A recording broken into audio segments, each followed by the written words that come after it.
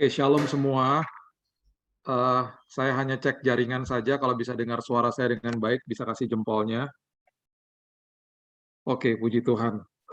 Oke, Bapak Ibu yang dikasih Tuhan, hari-hari ini bahkan em, dari sejak tahun lalu lah ya, kita sering sekali eh, mendengar orang mengatakan bahwa saya kehilangan gitu ya, kehilangan.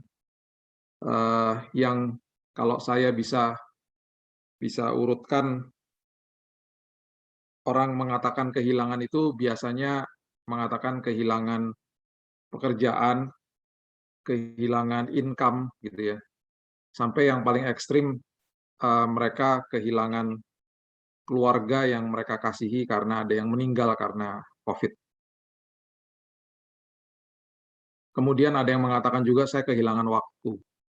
Harusnya saya melakukan itu, ini rencana saya, harusnya saya melakukan yang seharusnya saya lakukan, saya nggak, karena dibatasi, segala sesuatunya dibatasi. Mari pada pagi hari ini kita belajar tentang apa yang Alkitab atau Tuhan, prinsip kerajaan surga mengatakan kepada kita tentang peristiwa-peristiwa ini. Yang saya kagum dengan Alkitab adalah semua permasalahan manusia selalu ada jawabannya. Semua pertanyaan kita pasti ada jawabannya. Yang perlu kita mengerti di awal atau dasar daripada kehidupan ini adalah siapa kita di dalam Tuhan, supaya kita mengerti kalau kita bicara soal kehilangan, gitu ya. Nanti saya percaya di ujung daripada pelajaran ini kita akan makin bertumbuh kuat, karena saya makin gemes sama kebohongan-kebohongan iblis yang banyak sekali akhirnya meruntuhkan iman daripada orang-orang percaya. Dan selama pandemi ini, semua daripada kita, keabsahan daripada iman kita ini diuji, Bapak Ibu. Diuji. Semua diuji. Jadi kalau selama ini kita betul-betul memberi makan kehidupan rohani kita, ya, itu akan teruji pada musim ini. Ada yang gentar, ada yang sampai ketakutan, bahkan sampai meninggalkan Tuhan. Ada yang meninggalkan keluarga, ada yang sampai semuanya serba stres, yang tadinya kelihatannya baik-baik saja. Dengan adanya pandemi ini, dengan adanya tekanan-tekanan ini, kelihatan keaslian daripada imannya.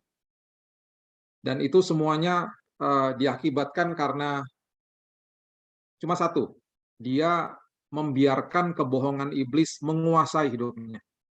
Dan itu sangat ironis karena iblis hanya bisa berbohong. Padahal faktanya kita ini sudah diberikan kemenangan sama Tuhan. Walaupun di depan kita ada masalah, sebenarnya kita sudah menang. Seringkali kita tidak bisa melihat kemuliaan Tuhan, kita dibutakan untuk melihat kebaikan Tuhan, sampai-sampai kita percaya sama kebohongan dia dan hidup kita jadi stres. Saya seperti yang lalu saya sudah bagikan kepada Bapak Ibu sekalian tentang prinsip gereja mula-mula gitu ya. Di Kisah Rasul pasal yang kedua itu jelas sekali dikatakan, nanti Bapak Ibu tinggal baca, kita sudah pernah bahas di tempat ini, cuman saya mau update aja gitu ya. Kisah Rasul 2 ayat 47 itu kan dikatakan bahwa Tuhan menambahkan jumlah mereka sangat banyak, ya sangat banyak, ribuan gitu ya, di gereja mula-mula. Karena ada 5 pilar yang terjadi.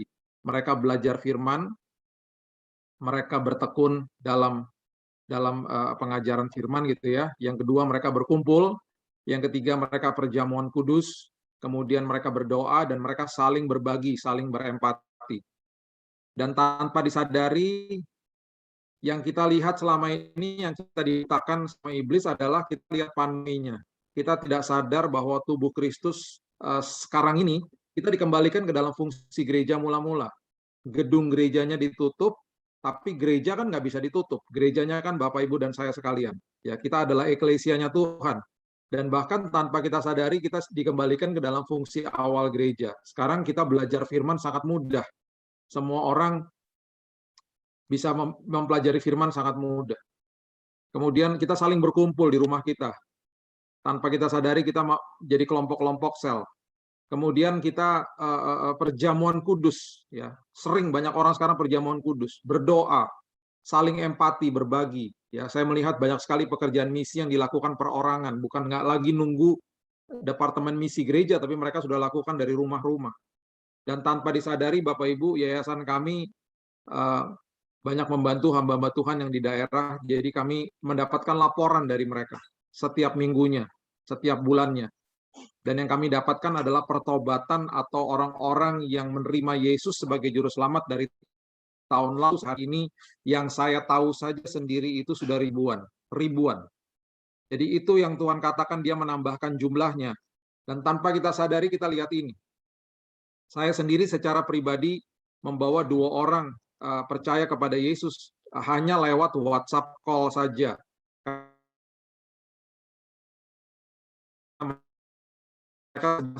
Dan mereka percaya sampai hari ini menjadi orang percaya. Beberapa minggu yang lalu ada beberapa orang datang ke rumah salah satu hamba Tuhan, rekan saya, dan karena gedung gerejanya tutup, kolam baptisannya juga kering gitu ya, karena dikuras, lagi ditutup semuanya. Mereka datang, mereka minta dibaptis. Hamba Tuhannya katakan kolam baptisannya sudah sedang ditutup. Saya tapi punya kolam ikan, mau nggak dibaptis di kolam ikan? Mereka dibaptis di kolam ikan, Bapak Ibu. Dan saya barusan sebelum saya masuk ke Zoom ini, saya barusan dapat 6 lagi nama dari beliau. Dia katakan tolong doakan, orang-orang ini juga akan segera masuk dalam kolam baptisan ikan. Ya, dan puji Tuhan ikan-ikannya nggak ada yang mati. Dan semuanya dibaptis. Ya, jadi ini yang terjadi di bangsa kita. Belum lagi kalau kita melihat angka yang sudah menurun, masif, kesembuhan masif yang terjadi. Ya, jadi kita harus selalu minta sama Roh Kudus untuk dibukakan mata rohani kita melihat kebaikan Tuhan. Dan itu seringkali ditutup sama iblis. Oke, sebagai identitas ya, ini dasarnya dulu sebagai identitas manusia di dalam Tuhan. Ya, kita ini sebenarnya waktu awal diciptakan kita kan dikasihnya bumi. Kita nggak pernah dikasih sorga, dikasihnya bumi untuk dikelola. Ya, oleh sebab itu kita, yang saya sudah katakan berkali-kali, kita ini semuanya pengelola ya. Kejadian pasal yang kedua, ayatnya yang keempat dan kelima mengatakan begini. Kejadian pasal yang kedua, ayat 4 dan 5 mengatakan, demikianlah riwayat langit dan bumi pada waktu diciptakan. Ketika Tuhan Allah menjadikan bumi dan langit, belum ada semak apapun di bumi. Belum timbul tumbuh-tumbuhan apapun di padang. Belum ada tumbuhan ya yang ada di bumi. Kenapa? Sebab Tuhan Allah belum menurunkan hujan ke bumi dan belum ada pengelolanya, belum ada orang untuk mengusahakan tanah itu. Belum ada orangnya, belum ada pengelolanya. Jadi tumbuh-tumbuhan belum ada karena belum ada pengelolanya. Jadi sejak awal manusia itu diciptakan dan dipanggil oleh Tuhan menjadi pengelola. Ya, bukan pemilik. Mazmur 24 ayat yang pertama mengatakan, Mazmur Daud, Tuhanlah yang empunya bumi serta segala isinya, dan dunia serta yang diam di dalamnya. Jadi apapun dan siapapun yang ada di bawah langit ini punyanya Tuhan sebenarnya. Dia adalah pemiliknya, dia adalah Elohimnya, dia adalah Allah pencipta sejagat raya ini. Jadi yang perlu kita pahami juga begini sebenarnya. Makanya saya nggak pernah setuju kalau ada orang yang mengatakan manusia menciptakan apa, misalnya menciptakan HP atau laptop atau menciptakan mobil. Manusia nggak bisa menciptakan. Manusia yang bisa hanya menemukan semua bahan dasar dari teknologi yang kita nikmati sekarang ini. Baik itu HP, laptop, ya mungkin ada kendaraan, apapun bentuknya itu. Semua pesawat terbang mungkin, kereta api, semua teknologi dan semua alat transportasi, semua kehebatan yang ada di dalam dunia ini. Semua bahan bakunya itu sudah ada sejak awal dunia diciptakan. Sudah ada. Jadi sebenarnya kalau kita berpikir, apakah manusia bisa nggak ya menemukan HP misalnya 800 tahun yang lalu misalnya? Ya bisa-bisa aja. Bahan bakunya sudah ada. Tetapi 800 tahun yang lalu ini belum disingkapkan sama Tuhan kepada pikirannya manusia. Itulah sebabnya manusia itu sangat terbatas. Bahan bakunya sudah ada, sudah ada. Nanti 10 tahun lagi, ya, kita akan melihat teknologi yang jauh lebih canggih dari sekarang. Bahan bakunya sudah ada nggak sekarang? Ya sudah ada, bahkan dari awal sudah ada.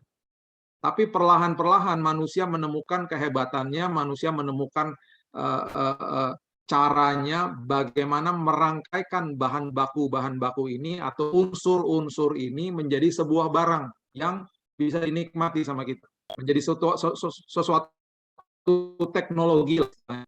Jadi manusia bukan Elohim, manusia bukan pencipta, manusia itu hanya bisa.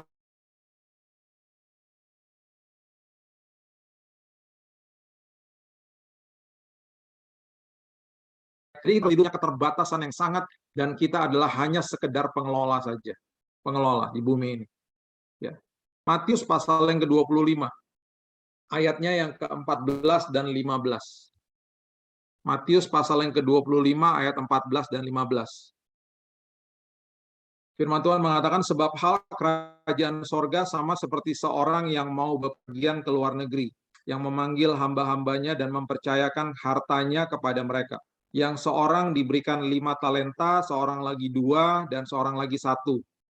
Kemudian dikatakan begini, masing-masing, ya, masing-masing, saya suka dengan kata ini, menurut kesanggupannya.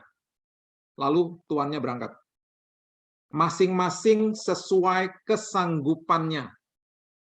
Jadi jangan berkecil hati kalau Tuhan hanya menitipkan 1. Karena berarti kesanggupan kita hanya 1. Jangan banding-bandingkan dengan yang punya 2 atau 5. Itu yang terjadi sama yang punya 1 itu. Akhirnya dia tidak kelola, dia kubur talentanya. Ketika tuannya pulang, tuannya mengatakan engkau adalah hamba yang jahat dan malas. Karena Tuhan selalu berorientasi kepada pengelolaan. Jadi selalu buktikan apapun yang masih kecil, kita bisa kelola dengan baik, buktikan kepada Tuhan, bukan kepada orang lain. Supaya nanti perkara besar dititipkan lagi sama Tuhan, gitu loh. Karena apa? Kita adalah pengelola. Pengelola dari tuannya yang memiliki segala-galanya. Yang 5 jadi 10, yang 2 jadi 4. Ketika tuannya balik, tuannya mengatakan, oh engkau adalah hamba yang baik dan setia. Saya rindu Tuhan mengatakan itu kepada kita semuanya. Kamu tuh hamba yang baik dan setia karena kamu cakap mengelola. Walaupun masih kecil, kamu kelola dengan luar biasa. Karena itu semuanya punya saya. Itu semuanya punya saya. Mazmur 24 dengan jelas, apapun yang ada di bawah langit punya saya kok. Saya belum menumbuhkan tumbuh-tumbuhan karena belum ada pengelolanya. Jadi itu dasarnya. Kita ini bukan pemilik. Bahkan kalau kita bicara sampai ke Galatia 2 ayat 20, ya, itu juga bicara soal kehidupan kita. Bahkan nyawa kita pun bukan punya kita. Coba lihat Galatia 2 ayat 20. Galatia 2 ayat yang ke-20. Firman Tuhan dengan jelas mengatakan, namun aku hidup, tetapi bukan lagi aku sendiri yang hidup, melainkan Kristus yang hidup di dalam aku. Dan hidupku yang kuhidupi sekarang di dalam daging adalah hidup oleh iman dalam Anak Allah yang telah mengasihi aku dan menyerahkan dirinya untuk aku. Jadi bayangkan sampai hidup kita ini aja pun bukan punya kita, punya Tuhan. Nah, ini yang saya selalu katakan, ya. Makanya Tuhan, saya sudah pernah bagikan juga tentang prinsip akses. Kalau Bapak Ibu belum pernah dengar atau mau belajar dengan lebih lanjut lagi, silakan buka di YouTube channel saya, lihat eksposisi 2 anak yang terhilang. Itu ada secara detail dibahas di situ. Ya, kita ini punya akses kepada Bapak kita. Sama seperti anak-anak kita nggak pernah akan khawatir besok dia akan makan apa, dia akan minum apa, dia akan pakai baju apa, karena semuanya sudah tersedia. Sebagai orang tua saja kita bisa lakukan itu, apalagi Bapa di surga. Makanya dia katakan di Matius 6 ayat 31, janganlah kamu khawatir dan berkata, apakah yang akan kamu makan, minum, dan pakai. Itu namanya akses. Kalau akses berarti melekat kepada sumbernya. Apa yang terlepas dari tangan tidak akan pernah terlepas dari hidup. Itu akses. Ya, itu akses. Anak-anak kita nggak khawatir tentang hari esok. Ya, yang sibuk memelihara anak itu adalah orang tuanya. Makanya Tuhan selalu katakan beristirahatlah. Beristirahat bukan berarti kita tidak melakukan apa-apa. Beristirahat adalah sikap hati dan sikap pikiran kita. Hati dan pikiran itu harus dalam posisi yang rest, yang beristirahat di dalam Tuhan. Jadi tenang. Lakukan bagianmu, setelah itu tenang saja. Karena Yohanes 14 ayat 27 dengan jelas mengatakan damai itu sudah ditinggalkan dan diberikan oleh Tuhan. Itu namanya akses. Aku sudah menyiapkan yang terbaik bagi kamu. Nah, seringkali manusia ingin memiliki. Nah, ketika itu masuk ke dalam paradigma mereka, itu jadi salah. Itu akhirnya jadi ngawur. Akhirnya manusia mengalami yang namanya, yang tadi kita bahas dari awal, kehilangan. Sebentar kita bahas dengan lebih detail. Ya, sebelumnya saya mau Bapak Ibu sekalian buka di 1 Timotius 6 ayat 5. 1 Timotius 6 ayat 5 sampai 6. Firman Tuhan mengatakan begini. Percecokan antara orang-orang yang tidak lagi berpikiran sehat, ya, dan yang kehilangan kebenaran, ya, kehilangan kebenaran. Nah, ini ya sebelum saya lanjutkan dengan lebih detail, ya, saya cuma mau memberitahu ini. Bagi orang percaya, ya, bagi orang percaya, satu-satunya kehilangan, ya, satu-satunya kehilangan itu hanya kehilangan kebenaran. Kenapa? Karena hidupnya nggak dikuasai firman. Tapi Pak, ada yang mengatakan dia kehilangan income, kehilangan pekerjaan, kehilangan orang yang dia kasihi. Oke, sebentar kita bahas. Satu-satunya kehilangan yang orang percaya bisa alami, ya. Selain kalau daripada dia memang akhirnya tidak lagi mau percaya kepada Yesus, dia kehilangan keselamatan, ya oke, itu bisa terjadi pasti. Tapi saya bicara tentang kita semuanya yang ada di tempat ini, ya, kita pasti tidak akan menyangkal Yesus, ya. Tapi kita bisa kehilangan yang namanya kehilangan kebenaran, karena kita hidupnya tidak dikuasai sama kebenaran. Akhirnya apa? Ini kebanyakan orang Kristen yang melakukan ini, yang mengira ibadah itu adalah suatu sumber keuntungan. Ini sangat bahaya dan ini yang saya temukan dalam masa pandemi. Kenapa? Karena banyak orang datang kepada Tuhan mau hidup taat karena ada maunya, Bapak Ibu. Dengan kata lain, mereka ikut Tuhan dengan kondisi, mereka ikut Tuhan dengan syarat. Mereka bertransaksi sama Tuhan tanpa mereka sadari bahkan. Tuhan, aku lakukan ini, tapi aku mau Tuhan kasih itu ya. Nanti kalau Tuhan kasih itu, baru nanti aku lakukan ini. Mereka bertransaksi dengan Tuhan. Itu sebabnya saya sangat sedih ketika saya ada pelayanan di sebuah gereja yang sudah buka beberapa bulan yang lalu sebelum PPKM di Jakarta. Setelah ibadah, beberapa pengerja gerejanya mengajak saya duduk di kantor, dan mereka katakan, kami ini dikomplain Pak sama jemaat. Kenapa? Saya katakan. Saya bertanya begitu. Dan mereka katakan, kami ini rupanya selama ini ngajarnya salah Pak. Kami bilang kalau kamu gitu nanti Tuhan akan gini, kalau kamu gitu Tuhan akan gini. Kami ngajarinya salah Pak. Sampai mereka sekarang mengalami kesulitan hidup, mereka nagih sama Tuhan, mereka nyalahin gereja Pak.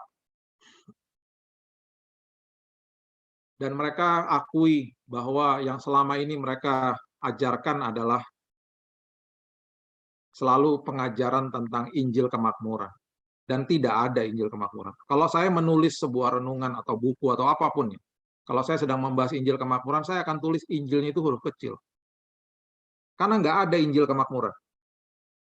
Dan ini akhirnya masuk ke dalam pemikiran paradigma orang-orang, kalau ikut Tuhan berarti nanti saya dapat ini, dapat itu. Kalau tidak, saya akan menyangkal Tuhan. Dan makanya banyak orang yang kehilangan imannya di dalam Tuhan. Itu yang saya selalu katakan, ketika masuk ke dalam sebuah masalah, bukan masalahnya yang diubah, itu urusan Tuhan. Pastikan saya yang berubah. Ketika masuk ke dalam sebuah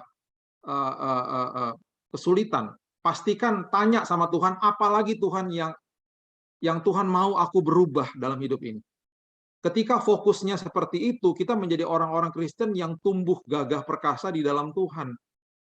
Bukan seperti yang ayat ini katakan, ibadah itu menjadi sebuah sumber keuntungan. Akhirnya ayat 6 mengatakan begini, memang ibadah itu ya, kalau disertai rasa cukup, memberi keuntungan besar. Dengan kata lain, kalau kita datang kepada Tuhan, ya kita beribadah kepada Tuhan, dan itu ibadah harus setiap hari. Saya juga sudah pernah bagikan, ibadah nggak bisa stop ya, ibadah jalan terus dalam format yang berbeda-beda karena kita adalah gerejanya. Ketika kita lakukan hidup taat kepada Tuhan, ibadah kita kepada Tuhan, itu harus disertai sama rasa cukup. Berarti apa? Disertai sama pengucapan syukur. Walaupun saya dititipkan hanya satu Tuhan, sesuai dengan kesanggupan saya. Walaupun masih kecil Tuhan, aku ngucap syukur, aku akan kelola dengan sebaik-baiknya. Karena saya pengelola, bukan pemilik. Nah, kalau kita betul-betul seperti itu, kita akan mengerti bahwa di dalam kehidupan ini, Tuhan selalu punya musim. Ya, perhatikan itu baik-baik. Ada musim-musim di dalam hidup ini. Kejadian 8 ayat 22. Selama bumi masih ada, takkan berhenti-henti musim menabur, menuai, dingin panas, kemarau dan hujan siang dan malam. Pengkhotbah pasal yang ketiga, ayat yang pertama, mengatakan untuk segala sesuatu ada masanya, untuk apapun di bawah langit ada waktunya. Ya, ini semuanya bicara soal musim. Musim. Kemudian setelah kita bicara soal musim, ada juga yang namanya Tuhan sedang membawa kita dari zona nyaman ke zona kekuatan. Ada juga seperti begitu. Contoh di Alkitab yang paling hebat siapa? Nehemia, Bapak Ibu. Nehemia adalah juru minumnya Raja Artasasta di Persia, seorang ekspatriat. Ya, ekspatriat dari bangsa Yahudi. Dia itu kerja di istana raja, gajinya besar pasti. Sebagai juru minum, dia sangat dekat dengan raja. Orang kepercayaan kalau juru minum itu. Dan itu dari ahli, dari juru minum, dia kemudian dipanggil sama Tuhan untuk membangun tembok Yerusalem. Itu alih profesi namanya. Dari juru minum jadi teknik sipil. Itu nggak main-main. Tapi dia respon, dia pergi, dia pulang kampung. Dia dirikan tembok yang sudah ratusan tahun terbengkalai.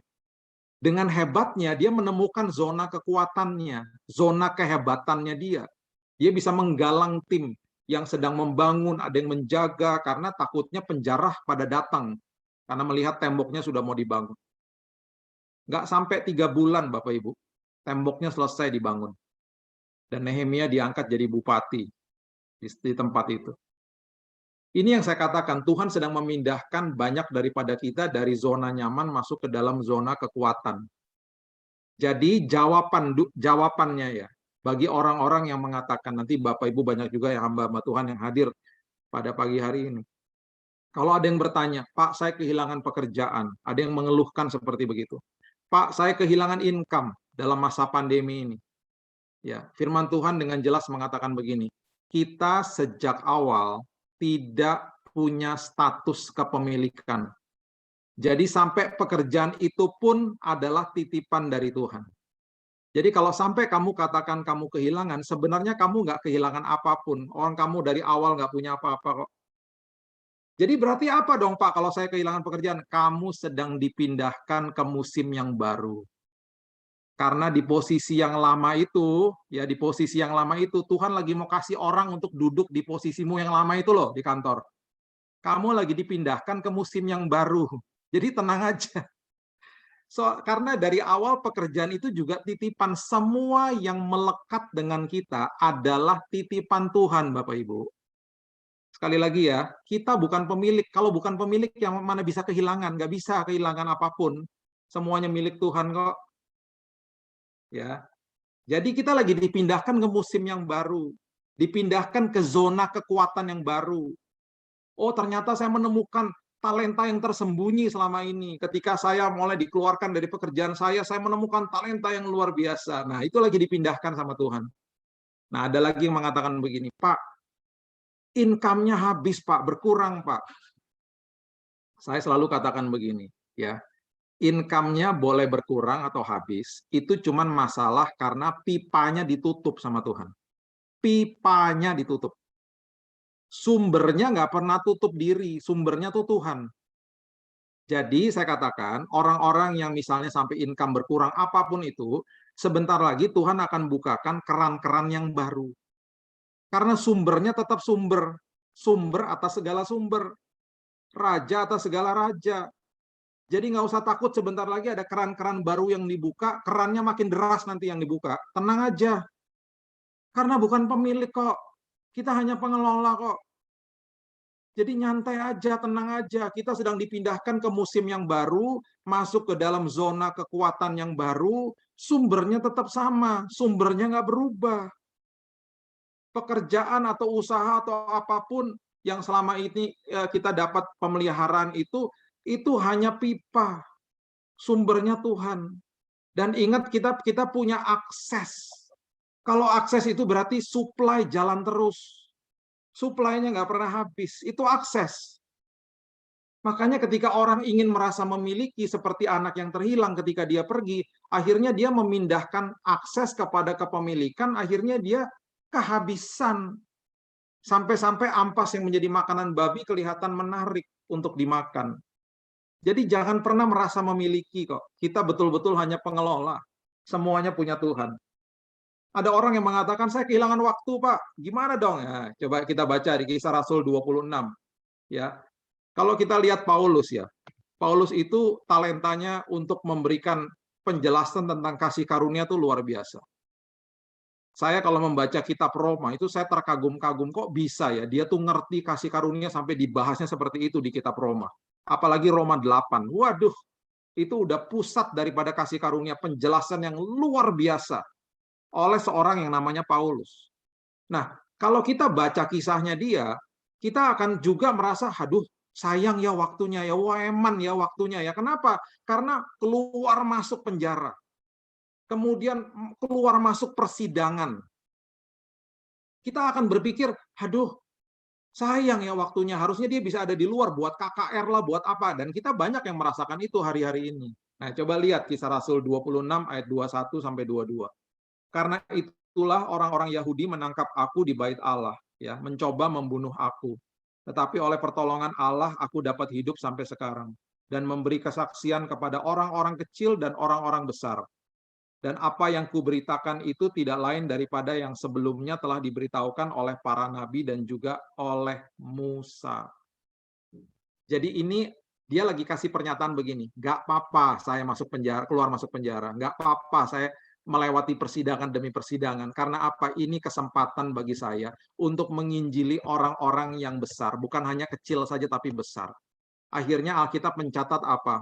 Seperti gubernur, ya, imam besar, pejabat-pejabat, ada yang namanya Felix dan lain sebagainya. Sampai akhirnya terkagum-kagum sama firman Tuhan. Ada yang bertobat, ada yang terima Yesus. Jadi akhirnya Paulus bilang, udah nggak apa-apa, ini semuanya waktunya Tuhan kok. Jadi jangan pernah merasa kehilangan waktu, Tuhan lagi bawa ke musim-musim yang baru. Tuhan lagi buktinya sekarang yang saya katakan tadi. Dalam musim pandemi seperti begini, tubuh Kristus bertumbuh di Indonesia. Ribuan orang terima Yesus sebagai juru selamat. Dan itu yang Tuhan sedang lakukan dalam kehidupan kita. Ya. Coba lihat bersama-sama 1 Timotius 6 ayat yang ke-7. Ini jelas sekali firman Tuhan mengatakan, 1 Timotius 6 ayat yang ke-7. Firman Tuhan katakan, sebab kita tidak membawa sesuatu apa ke dalam dunia, dan kita pun tidak membawa apa-apa keluar. Dengan kata lain, waktu lahir nggak bawa apa-apa. Nanti pas meninggal juga nggak bawa apa-apa. Semuanya punya Tuhan. Semuanya punya Tuhan. Kita lahir dari rahim ibu dikasih baju. Nanti jenazahnya habis dimandikan dikasih baju lagi. Semua punya Tuhan. Ya, kita nggak bawa apa-apa. Ya, sampai secara ekstrim, secara paling ekstrim nih, secara tadi kita bicara soal income, soal waktu, soal pekerjaan dan lain sebagainya, sampai nyawa saja itu juga nggak bisa kehilangan di dalam Tuhan. Coba lihat ini, Matius pasal yang ke-10, ayat 39. Matius 10 ayat 39. Barang siapa mempertahankan nyawanya, justru ia akan kehilangan nyawanya. Ya. Dan barang siapa kehilangan nyawanya karena aku, kalau dia meninggal karena aku, dan karena dia ada di dalam aku, maksudnya gitu ya, ia akan memperolehnya. Karena apa? Kematian itu sudah tidak lagi berkuasa atas manusia. Kematian sudah ada di bawah telapak kaki Tuhan, tidak lagi berkuasa atas manusia. Ya, jadi akhirnya yang menjadi prinsipnya adalah ketika siapapun yang meninggal di dalam Tuhan, di detik dia menutupkan mata di dunia ini, di detik itu juga dia sudah bangkit di pangkuan Bapa di sorga. Jadi tenang aja, ya, tenang saja karena kematian tidak lagi berkuasa atas manusia. Makanya 1 Tesalonika 4 ayat 13 sampai 14 mengatakan begini. 1 Tesalonika 4 ayat 13 sampai 14 mengatakan gini. Selanjutnya kami tidak mau saudara-saudara bahwa kamu tidak mengetahui tentang mereka yang meninggal, supaya kamu jangan berduka cita seperti orang-orang lain yang tidak mempunyai pengharapan. Nah, itu dia. Jadi kalau ada yang meninggal di dalam Tuhan, jangan pernah merasa kehilangan. Ya, kenapa? Karena ketika berlarut-larut, akhirnya seperti orang yang tidak punya pengharapan. Saya nggak katakan nggak boleh berduka ya. Saya berduka 2 tahun kok. Sedih maksudnya ya. Tapi tidak sampai kesedihan itu sampai yang membuat saya stres, tidak. Apakah sedih dan berduka? Ya jelas. Selama 2 tahun ketika ayah saya meninggal. Ya. Karena jikalau kita percaya bahwa Yesus telah mati dan telah bangkit, maka kita percaya juga bahwa mereka yang telah meninggal dalam Yesus akan dikumpulkan Allah bersama-sama dengan Dia. Jadi prinsipnya gini Bapak Ibu. Ketika ada yang meninggal di dalam Tuhan, keluarga siapapun gitu ya. Saya sampai hari ini sudah kehilangan ya. Saya katakan kehilangan ini dalam tanda kutip ya. Kehilangan maksudnya fisiknya tidak lagi bersama dengan saya. 8 orang yang saya kasih. Ya. 3-nya itu teman baik saya. Ada 2 hamba Tuhan yang saya kenal, kemudian ada 3 teman yang lain. Ya. Ada 8 orang yang saya kenal, yang sudah pergi ke rumah Bapa, dipanggil dahulu oleh Bapa di surga. Jadi prinsipnya gini, ketika mereka meninggalkan kita di sini secara fisik, mereka sebenarnya sedang pindah tempat. Mereka lagi dipanggil pulang ke rumah Bapa. Dan asalnya kita semuanya dari situ. Dipanggil pulang ke rumah Bapa karena tugas pengelolaan sudah selesai. Dan kenapa dikatakan kita nggak akan pernah kehilangan mereka? Karena satu hari nanti kita akan berjumpa lagi dan bersama-sama dengan mereka. Makanya di dalam Tuhan nggak bisa kehilangan apapun. Nggak bisa kehilangan apapun. Itulah dahsyatnya Tuhan. Itulah dahsyatnya prinsip kerajaan surga. Karena kita hanya pengelola. Kita hanya pengelola. Bahkan nyawa kita pun nggak bisa kehilangan. Karena kita sudah dijanjikan kehidupan kekal sama Tuhan. Ya, kehidupan kekal sama Tuhan. Saya berikan 2 ayat lagi yang coba buka di buka ini luar biasa karena saya mau kita memperhatikan ayat ini. Markus pasal yang ke-9 ayat 41 ya. Ini sebuah kalimat yang luar biasa karena Alkitab mengatakan begini, siapapun yang membantu anak-anak Tuhan di muka bumi ini, orang itu pun diperhitungkan sama Tuhan. Bayangkan coba. Bayangkan coba. Coba lihat ya. Markus 9 ayat 41. Aku berkata kepadamu, sesungguhnya barang siapa memberi kamu minum secangkir air oleh karena kamu adalah pengikut Kristus. Perhatikan ini. Ia tidak akan kehilangan upahnya. Bayangkan coba. Sampai orang lain pun, orang yang bukan orang percaya, memberikan kebaikan kepada Bapak Ibu sekalian, orang itu nggak akan kehilangan upahnya. Sampai itu diperhitungkan sama Tuhan. Jadi betul-betul ini prinsip yang luar biasa, ya, prinsip yang luar biasa, ya. Jadi saya percaya bahwa apapun yang kita alami sekarang ini, apapun kebohongan-kebohongan iblis ini, tujuannya kita membahas ini adalah kita membongkar kebohongan-kebohongan iblis. Jadi jangan sampai stres. Hidup ini, saya selalu katakan ya, takut nggak masalah. Takut itu adalah normal. Tapi jangan sampai ketakutan. Itu yang nggak normal. Semua dari kita, karena kita punya perasaan, pasti pernah melewati takut. Itu nggak masalah. tetapi jangan pernah hidup di dalam ketakutan.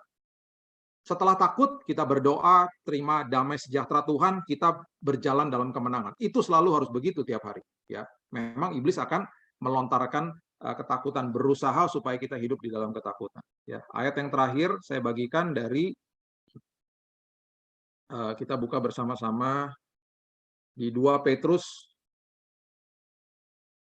pasalnya yang ketiga, ayat yang ke-17. 2 Petrus pasal yang ketiga ayat yang ke-17.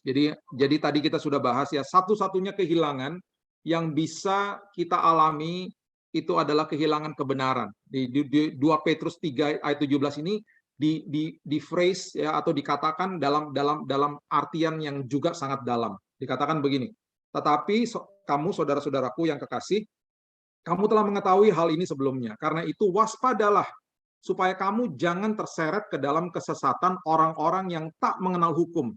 Nah, perhatikan ini. Dan jangan kehilangan peganganmu yang teguh. Jangan sampai kehilangan peganganmu yang teguh. Dan tadi dikatakan di Timotius, jangan sampai kehilangan kebenaran. Karena itu yang menjadi tujuan daripada iblis untuk mencuri dari kita. Ketika kita kehilangan kebenaran, kita nggak merdeka.